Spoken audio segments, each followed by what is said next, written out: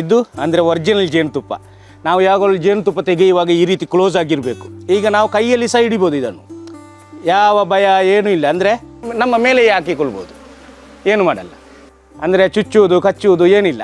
ಈ ಸಮಯದ ಜೇನುತುಪ್ಪ ಅಂದರೆ ಈಗ ಏಪ್ರಿಲ್ ಮೇ ಜೇನುತುಪ್ಪ, ಈ ಕುಂಟಲೆ ನೇರಳೆ ಅಂತ ಹೇಳ್ತಾರೆ, ಹೆಚ್ಚಾಗಿ ಅದರ ಜೇನುತುಪ್ಪ ಇದರಲ್ಲಿ ಇರ್ತದೆ. ಇಲ್ಲಿ ಕಾಣ್ಬೋದು ಎಲ್ಲ ನಿಮಗೆ ಜೇನುತುಪ್ಪ ಸೈಡ್ಲಿಗೆ ಬಂದದ್ದು.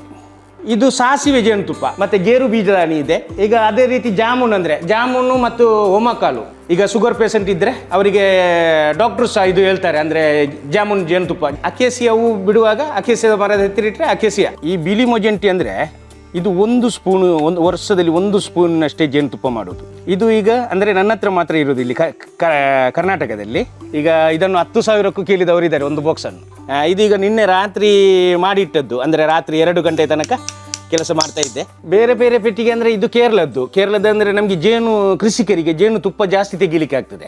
ತಮ್ಮ ಮನೆಯಲ್ಲಿ ಜೇನು ಕೃಷಿ ಮಾಡುವಂತಹ ಪೆಟ್ಟಿಗೆಗಳನ್ನು ತಯಾರಿಸಿ ಅದನ್ನು ಗುಜರಾತ್, ಮಹಾರಾಷ್ಟ್ರ, ಆಂಧ್ರ ಪ್ರದೇಶ ಮತ್ತು ಕೇರಳ ಸೇರಿದಂತೆ ವಿವಿಧ ರಾಜ್ಯಗಳಿಗೆ ಮಾರಾಟ ಮಾಡ್ತಾ ಇರುವಂತಹ ಒಬ್ಬ ವಿಶೇಷ ಜೇನು ಕೃಷಿಕನನ್ನು ನಾನಿವತ್ತು ನಿಮಗೆ ಪರಿಚಯ ಮಾಡಿಕೊಡ್ತಾ ಇದ್ದೇನೆ. ಪುತ್ತೂರು ತಾಲೂಕಿನ ನೆಕ್ಕಿಲಾಡಿ ಎಂಬಲ್ಲಿರುವಂತಹ ಅಬ್ದುಲ್ ಗಫಾರ್ ಎನ್ನುವವರು 200ಕ್ಕೂ ಹೆಚ್ಚು ಜೇನು ಕೃಷಿ ಮಾಡುವಂತಹ ಪೆಟ್ಟಿಗೆಗಳನ್ನು ತಮ್ಮ ಮನೆಯಲ್ಲಿ ಇಟ್ಟುಕೊಂಡು ವಿವಿಧ ರೀತಿಯ ಜೇನು ಕೃಷಿ ಮಾಡ್ತಾ ಇದ್ದಾರೆ. ಕೃಷಿ ಇಲಾಖೆಗೆ ಅಂದರೆ ತೋಟಗಾರಿಕೆ ಇಲಾಖೆಗೆ ಹೋಗಿದ್ದೆ. ಅಲ್ಲಿ ಅವರು ಹೇಳಿದ್ರು, ಇಲ್ಲ ನಿನ್ನದು 9 ಸೆನ್ಸ್ ಜಾಗ, ನಿನಗೆ ಪೆಟ್ಟಿಗೆ ಕೊಡಲಿಕ್ಕೆ ಆಗೋದಿಲ್ಲ, ಮತ್ತು ಟ್ರೈನಿಂಗಿಗೆ ಕರೆದು ಸಹ ಪ್ರಯೋಜನ ಇಲ್ಲ ಅಂತೇಳಿ. ಆದರೂ ಒಂದು ಛಲ ಇತ್ತು ನನಗೆ ಮಾಡಬೇಕು ಅಂತ. ಈಗ ಜೇನಿನ ಆಸೆಯಲ್ಲಿ ಅಲ್ಲ ಇದು ಅಂತ ಇದರಲಿಲ್ಲ. ಅಂದರೆ ನನಗೆ ಈಗ ಪೆಟ್ಟಿಗೆ ಜಾಸ್ತಿ ಮಾಡಬೇಕು, ಜಾಸ್ತಿ ಮಾಡಿ ನಂತರ ಈಗ ಇಲ್ಲಿ ಮನೆ ಹತ್ತಿರ ಈಗ ಏನಿಲ್ಲದಿದ್ದರೂ ಮೊಜೆಂಟಿ ಪೆಟ್ಟಿಗೆ ಒಂದು 100ರಿಂದ 150 ಪೆಟ್ಟಿಗೆ ಮನೆ ಹತ್ತಿರ ಇದೆ. ಅದೇ ರೀತಿ ಒಂದು 30ರಿಂದ 35 ತೊಡುವೆ ಇದೆ 8 ಸೆನ್ಸ್ ಜಾಗದಲ್ಲಿ.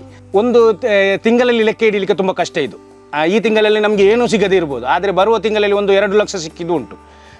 ಹಾಗೆ ಅದರ ನಂತರ ಒಂದು 5 ಲಕ್ಷ ಸಿಕ್ಕಿದ್ದು ಉಂಟು. ಅಂದರೆ ಅದು ಒಂದು ವರ್ಷದ ಲೆಕ್ಕದಲ್ಲಿ ನೋಡುವಾಗ ಏನಿಲ್ಲದಿದ್ದರೂ ಒಂದು ತಿಂಗಳಲ್ಲಿ ನಮಗೆ ಒಂದು 2 ಲಕ್ಷ 3 ಲಕ್ಷ ಸಂಪಾದನೆ ಮಾಡ್ಬೋದು. ಅಂದರೆ ಇದಕ್ಕೆ ತುಂಬ ಜಾಗ ಏನು ಬೇಕಂತ ಇಲ್ಲ, ನಮ್ಮದೇ. ಅಂದರೆ ನೋಡ್ಬೋದು ನಿಮಗೆ ಪೆಟ್ಟಿಗೆ ಅದು ಇದೆಲ್ಲ ಮನೆಯೊಳಗೆ ತಯಾರು ಮಾಡ್ತಾ ಇದ್ದೇನೆ. ಫ್ರೇಮು ಸಹ ಇಲ್ಲಿ ರೆಡಿ ಮಾಡ್ತಾ ಇದ್ದೇನೆ, ಪೆಟ್ಟಿಗೆ ಮಾಡ್ತಾ ಇದ್ದೇನೆ. ಅಂದರೆ ಇದು ಕೇರಳ ಸ್ಟೈಲ್ ಇದೆ, 6 ಫ್ರೇಮಿಂದು. ಮತ್ತು ISI 6 ಫ್ರೇಮಿಂದು ಇದೆ, ISI 8 ಫ್ರೇಮಿಂದು ಮಾಡೋದಿಲ್ಲ. ಮತ್ತು ಮೊಜೆಂಟಿ ಪೆಟ್ಟಿಗೆ ಮಾಡ್ತಾ ಇದ್ದೇನೆ. ನಮಗೆ ಅದರಲ್ಲೂ ಇನ್ಕಮ್ ಇದೆ, ಇದರಲ್ಲೂ ಇನ್ಕಮ್ ಇದೆ, ಎಲ್ಲವೂ ಅಂದರೆ ಎಲ್ಲದರಲ್ಲೂ ಇನ್ಕಮ್ಮೇ. ಈಗ ಈ ರೀತಿ ಫ್ರೇಮು ಅಂದರೆ ನಾವು ಅದಕ್ಕೆ ಜೇನು ಇದಕ್ಕೆ ಇಟ್ಟುಕೊಡಲಿಕ್ಕೆ ಫ್ರೇಮುಗಳನ್ನು ಮಾಡಿ ರೆಡಿ ಮಾಡಿ ಇಡ್ಬೋದು. ಇದು ಉತ್ತದ ಮಣ್ಣಿನಿಂದ ಮಾಡಿದ್ದು ನೋಡಿ. ಅಂದರೆ ನಮಗೆ ಈಗ ಪೆಟ್ಟಿಗೆ ಹಣ ಕೊಟ್ಟು ತರಬೇಕಂತಿಲ್ಲ, ನಮ್ಮದೇ ಕೆಲವು ಟೆಕ್ನಿಕ್ ಮಾಡಿ ಇದು ಸಾಕ್ಬೋದು. ಈಗ ಇದು ಅಂದರೆ ತೆಂಗಿನ ಚರಟಿಗೆ ಅಂದರೆ ಇದಕ್ಕೆಲ್ಲ ಹಣ ಇಲ್ಲ. ಇದರಲ್ಲೂ ಸಹ ಹಾಗೆ. ಇದು ಅಂದರೆ ಏನು, ಒಂದು ಟೇಬಲ್ನ ಕಾಲು ನೋಡಿ, ಇದರಲ್ಲೂ ಸಹ ಮಾಡ್ಬೋದು. ಮಾಡುವವರಿಗೆ ಹೇಗೆ ಸಹ ಮಾಡ್ಬೋದು. ಮತ್ತು ಜೇನುತುಪ್ಪ ಸ್ವಲ್ಪ ಇದೆಲ್ಲ ಇದ್ದರೆ ನೋಡಿ, ಈಗಿದ್ದು ಕೋಲಿಗೆ ನೀರು ಕೊಡುವುದು ಇಲ್ಲಿ ಸಿಗ್ತದೆ, ಅದನ್ನು 2 ಇಟ್ಟು ಅದರಲ್ಲೂ ಸಹ ಮಾಡ್ಬೋದು. ಮತ್ತು ಬಿದಿರು ಎಲ್ಲ ಕಡೆಯೂ ಇದೆ, ಮೇಲೆ ನೋಡಿ ಬಿದಿರಿದೆ, ಆ ಬಿದಿರಲ್ಲಿ ಸಹ ಮಾಡ್ಬೋದು. ಮಾಡುವವರಿಗೆ ಎಷ್ಟು ದಾರಿಗಳಿವೆ.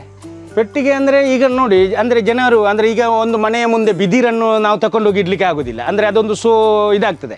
ಈಗ ಈ ಪೆಟ್ಟಿಗೆಗಳನ್ನು ನೋಡುವಾಗ ಒಂದು ಶೋ, ನಮಗೆ ಒಂದು ಮನೆಗೆ ಒಂದು ಶೋ ಬಂದ ಹಾಗೆ ಆಯಿತು. ಮತ್ತು ಅದರಲ್ಲಿ ನಮಗೆ ನೋಡಲಿಕ್ಕೂ ಆಗ್ತದೆ, ಅಂದರೆ ಬಿದಿರಲ್ಲಿ ಇಟ್ಟರೆ ನಮಗೆ ನೋಡಲಿಕ್ಕೆ ಆಗೋದಿಲ್ಲ. ಈ ಥರದ್ದು ಈಗ ಅಂದರೆ ಬಿದಿರಿನದ್ದು ಇರ್ಬೋದು, ಒಂದು ಏನಿಲ್ಲದಿರೋ 400-500 ಪೆಟ್ಟಿಗೆ ಬಿದಿರಿನಲ್ಲಿ ಇರ್ಬೋದು. ಇದು ಈಗ ನೋಡಿ, ಇದು ನನ್ನ ಮನೆಯಲ್ಲಿ ನಾನು ಮಾಡಿದ ಜೇನು ಕೃಷಿ. ಇಲ್ಲಿ ಏನಿಲ್ಲದಿದ್ದರೂ ಒಂದು 30-35 ಪೆಟ್ಟಿಗೆಗಳಿವೆ. ಹಾಗೆ ನಾವು ಮನೆಯಲ್ಲಿ ಮಾಡುವಾಗ ಅಂದರೆ ನಾನು ಮನೆಯಲ್ಲಿ ಹೊರಗಿನ ಲೈಟ್ ಯೂಸ್ ಮಾಡೋದಿಲ್ಲ ರಾತ್ರಿ. ಹಾಗೆ ಲೈಟಿನ ಬೆಳಕು ಇರಬಾರ್ದು. ಲೈಟಿನ ಬೆಳಕು ಇದ್ದರೆ ಎಲ್ಲ ಲೈಟಿನ ಹತ್ತಿರ ಬರ್ತದೆ. ಆದ ಕಾರಣ ನಾವು ಜೇನು ಕೃಷಿ ಮನೆ ಹತ್ತಿರವೇ ಮಾಡೋದು, ಅದರಲ್ಲಿ ಲೈಟಿನ ಉಪಯೋಗ ಮಾಡಬಾರ್ದು. ಬೆಳಕು ಇಲ್ಲದ ಜಾಗದಲ್ಲಿ ಇಡಬೇಕು. ಮತ್ತು ಎಲ್ಲರಿಗೂ ಸಾಕ್ಬೋದು, ಯಾವ ಭಯ ಏನಿಲ್ಲ. ಅಂದರೆ ಇದನ್ನು ನಮಗೆ ಯಾರಿಗೆ ಹೇಗೆ ಬೇಕಾದರೂ ಸಾಕ್ಬೋದು. ಅಂದರೆ ಕೆಲವರಿಗೊಂದು ಭಯ ಇರ್ತದೆ, ಏನಂದರೆ ಕಚ್ಚುತ್ತದೆ ಚುಚ್ಚುತ್ತದೆ ಅಂತ ಹೇಳಿ. ಈಗ ನಾವು ಕೈಯಲ್ಲಿ ಸಹ ಹಿಡಿಬೋದು ಇದನ್ನು, ಯಾವ ಭಯ ಏನೂ ಇಲ್ಲ. ಅಂದರೆ ಚುಚ್ಚುವುದು ಕಚ್ಚುವುದು ಏನಿಲ್ಲ. ನಾವು ಅದಕ್ಕೆ ನೋವನ್ನು ಮಾಡಬಾರ್ದು. ನೋವು ಮಾಡಿದರೆ ಮಾತ್ರ ಚುಚ್ಚುತ್ತದೆ. ಅದಕ್ಕೆ ಈಗ ನನಗೆ ಯಾರಾದರೂ ಬಂದು ಸಡನ್ ಆಗಿ ಒಂದು ಪೆಟ್ಟು ಕೊಟ್ಟರೆ ನಾನು ಬಿಡ್ತೇನೆ? ಇಲ್ಲ. ಅದೇ ರೀತಿ ಅಂದರೆ ಅದರ ಕುಟುಂಬಕ್ಕೆ ನಾವು ಏನು ತೊಂದರೆ ಮಾಡಬಾರ್ದು. ಅದಕ್ಕೆ ಒಂದಕ್ಕೆ ನೋವು ಆದಾಗ ಎಲ್ಲವೂ ಬಂದು ಚುಚ್ಚಲಿಕ್ಕೆ ಪ್ರಯತ್ನ ಮಾಡ್ತದೆ. ಹಾಗಾಗಿ ಈಗ ನನ್ನ ಕೈಯಲ್ಲಿದೆ, ಏನು ಮಾಡೋದಿಲ್ಲ. ಅಂದರೆ ಚುಚ್ಚುವುದು ಅಂಥದ್ದು ಏನಿಲ್ಲ. ಇದನ್ನು ನಾವು ನಮ್ಮ ಮೇಲೆ ಹಾಕಿಕೊಳ್ಬೋದು, ಏನು ಮಾಡಲ್ಲ. ಇದು ಅಂದರೆ ಒರಿಜಿನಲ್ ಜೇನುತುಪ್ಪ. ನಾವು ಯಾವಾಗಲೂ ಜೇನುತುಪ್ಪ ತೆಗೆಯುವಾಗ ಈ ರೀತಿ ಕ್ಲೋಸ್ ಆಗಿರಬೇಕು. ಅಂದರೆ ಎಲ್ಲ ಇಲ್ಲಿ ಕಾಣ್ತದೆ ಓಪನ್ ಆಗಿ ಈ ರೀತಿ, ಅಂದರೆ ಎಲ್ಲವೂ ಕ್ಲೋಸ್ ಆಗಿರಬೇಕು. ಆಗ ಮಾತ್ರ ಅದು ಅಂದರೆ ತುಪ್ಪ ರೆಡಿಯಾಗಿದೆ ಅಂತ ಅರ್ಥ. ಈಗ ನಾವು ಇದನ್ನು ತೆಗೀಬೋದು. ನೋಡಿ, ಇದರಲ್ಲಿ ಗಂಡು ನೊಣ ಸಹ ಉಂಟು. ಈ ಗಂಡು ನೊಣಕ್ಕೆ ಚುಚ್ಚುವ ಇದಿಲ್ಲ, ಅಂದರೆ ಇದನ್ನು ನಾವು ಕೈಯಲ್ಲಿ ಹಿಡಿಬೋದು. ಇದು ಚುಚ್ಚುವುದು ಏನಿಲ್ಲ, ಕಚ್ಚುವುದು ಏನಿಲ್ಲ.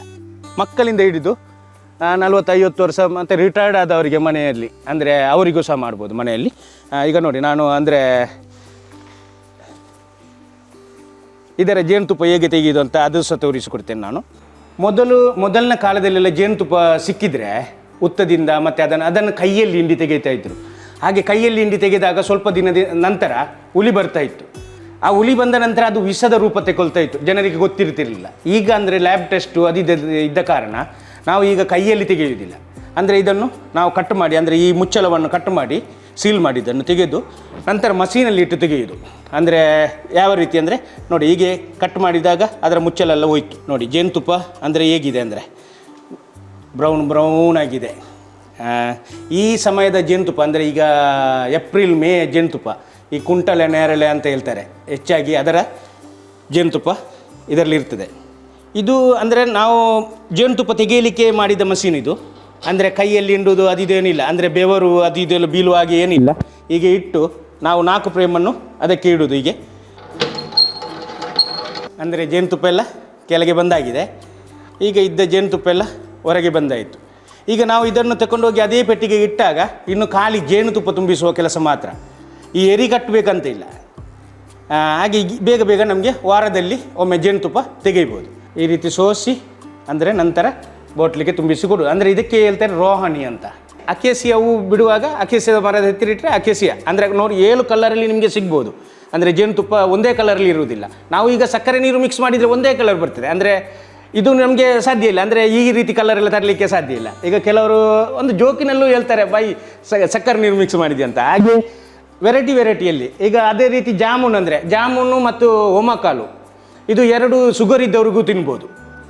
ಈಗ ಶುಗರ್ ಪೇಷಂಟ್ ಇದ್ದರೆ ಅವರಿಗೆ ಡಾಕ್ಟ್ರು ಸಹ ಇದು ಹೇಳ್ತಾರೆ, ಅಂದರೆ ಜೇನುತುಪ್ಪ ಜಾಮೂನ್ನ ಎಲೆ ಮತ್ತು ಕಷಾಯ ಮಾಡಿ ಕೊಡ್ತಾರೆ, ಅದರ ಚಿಪ್ಪೆಯನ್ನು ಕಷಾಯ ಮಾಡಿ ಕೊಡ್ತಾರೆ. ಅದೇ ರೀತಿ ಅದರ ಜೇನುತುಪ್ಪ ಸಹ ಇದು ಶುಗರ್ ಇದ್ದವರಿಗೆ ಕುಡಿಬೋದು.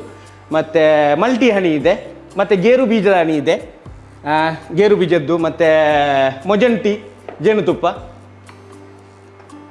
ಮೊಜಂಟಿ ಅಂದರೆ ಸ್ಟಿಂಗ್ಲೆಸ್ ಬಿ ಇದು ಅಂದರೆ ಜೇನುತುಪ್ಪದ್ದು. ಮತ್ತು ಇದೇ ಮೊಜಂಟಿಯ ಮೇಣ ಸಹ ಇದೆ, ಅಂದರೆ ಇದು ಕ್ರೀಮಿಗೆ ಮತ್ತು ಇದು ಕ್ಯಾನ್ಸರಿಗೆ ಸಹ ಈಗ ಯೂಸ್ ಆಗ್ತದೆ ಅಂತ ಹೇಳ್ತಾರೆ. ಅಂದರೆ ಇದರ ಮೊಜಂಟಿಯ ಮೇಣ, ನಾವು ಜೇನಿನ ಮೇಣದಿಂದ ಮಾಡಿದ ಕ್ರೀಮ್ ಈಗ. ಅಂದರೆ ಮತ್ತೊಂದು ಊದು ಅಂತ ಹೇಳ್ತಾರೆ, ಊದಿನದ್ದು. ಅಂದರೆ ಈಗ ನಾವು ಸೆಂಟ್ ಅದೆಲ್ಲ ಹಾಕ್ತಾ ಹೋಗ್ತೇವೆ, ಅಂದರೆ ಅದೊಂದು ಅರ್ಧ 1 ಗಂಟೆ ಆಗುವಾಗ ಅದರ ಸ್ಮೆಲ್ ಹೋಗ್ತದೆ. ಇದು ಹಾಗೆಲ್ಲ ಒಂದು ದಿನ ಫುಲ್ ಅಂದರೆ ನಮ್ಮ ಶರೀರದಲ್ಲಿ ಇದರ ಒಂದು ಪರಿಮಳ ಇರ್ತದೆ. ಎಲ್ಲರಿಗೂ ಮಾಡ್ಬೋದು. ಅಂದರೆ ಇದಕ್ಕೆ ನನಗೆ ಕೆಲಸ ಉಂಟು, ನನಗೆ ಇದು ಮಾಡಲಿಕ್ಕೆ ಸಾಧ್ಯ ಇಲ್ಲ ಅಂತ ಇಲ್ಲ. ಈಗ 1-2 ಪೆಟ್ಟಿಗೆ ಏನು ಕೆಲಸ ಇದ್ದರೂ ವಾರಕ್ಕೊಮ್ಮೆ ಒಂದು 5 ನಿಮಿಷ ಕೊಟ್ಟು ಎಲ್ಲರಿಗೂ ಮಾಡ್ಬೋದು. ಮತ್ತು ಇದೊಂದು ಭಯ ಇರ್ತದೆ, ಅಂದರೆ ಜನರಿಗೆ ಇರುವುದೇನು ಭಯ ಮಾತ್ರ. ಆ ಭಯ ಹೋದರೆ ಯಾರಿಗೂ ಬೇಕಾದರೂ ಮಾಡ್ಬೋದು. ಸಣ್ಣ ಮಕ್ಕಳು ಸಹ ಈಗ ಇದನ್ನು ಮಾಡ್ತಾ ಇದ್ದಾರೆ.